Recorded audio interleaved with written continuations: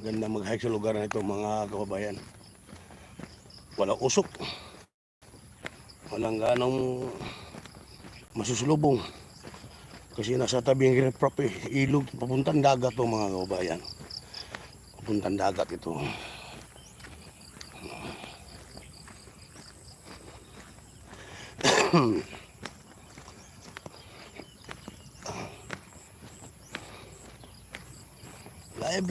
Live si Katons.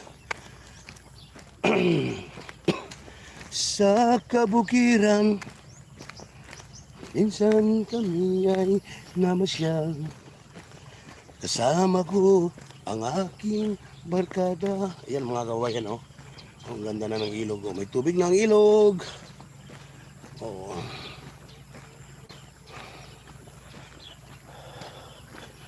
Daming ano, oh, yung kamutian mga kabayan, kamuting baging. Yan, kamuting baging yan, oh. Dami, no. Kamuting baging. Mga ano pala mga kabayan. Sana sa aking gagawing content po. Hirap talaga ako sa adventure. Una-una, kulang sa financial. Tapos yung gagawin ko na lang mga kabayan dahil binawalan ako sa doktor na magbiyahe ng malayo kasi ang madalas akong nahihilo. Iwas disgrasya na rin. Baka anuin ko yung charity, yung pag-umpisa, bigas lang muna ang ibamigay natin. Ganun. Yung igamitin ko sa adventure, ibibili ko na lang ng bigas, mamigay ko natin sa kapwa. Nakakatulong pa ako. Kasi hirap eh. Mahirap pa, wala pa tayong sahod sa YouTube. Sana pag nag-upload ako ng mga charity content video, sana wag naman sanang i-copyright ni Lolo. Oo, yun ang anuhan ko eh. Inaalala ko baka i-copyright.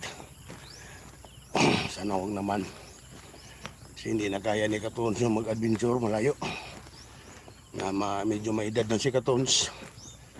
Oo. Kaya po mais mga kababayan, oh. Oh, yan, oh.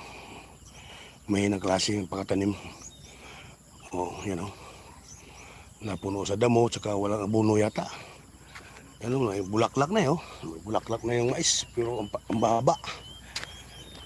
Hanggang tuhod ko lang yata yan. Wala. Sayang yung pagod sa tao. Ano?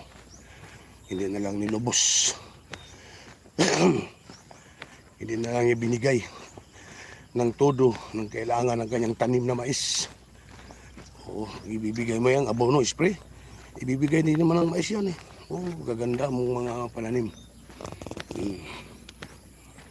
Po mga kabayan, ano, sana baka may gusto mag-sponsor sa aking gagawing pagcha-charity. PM na kayo sa aking Facebook page, Katons. Katons lang nakagaya, walang vlog. Katons. PM na po kayo yung gusto pong mag-donate ng bigas. Para maibigay natin sa ating mga kababayan na nangailangan, yung talagang kailangan bigyan. Hindi natin ibibigay mga Katons. Mga kababayan. Okay po. Hanggang dito na lang po ang aking live. At muling bumabati ako sa inyo ng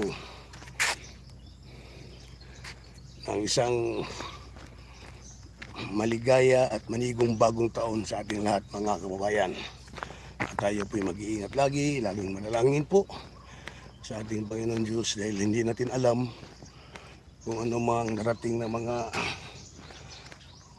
suliranin o pagsubok sa buhay natin sa taong 2025. Kaya ang sandata natin yan, pananggalang natin, panalangin po, panata sa ating Panginoon Diyos. Yan po mga kabayan. Yan lang po ang maisishare ko. Lagi lang tayong manalangin sa ating Panginoon Diyos mga kababayan. Ayan po, sige po, bye-bye at ingat po kayo lagi mga kababayan ko.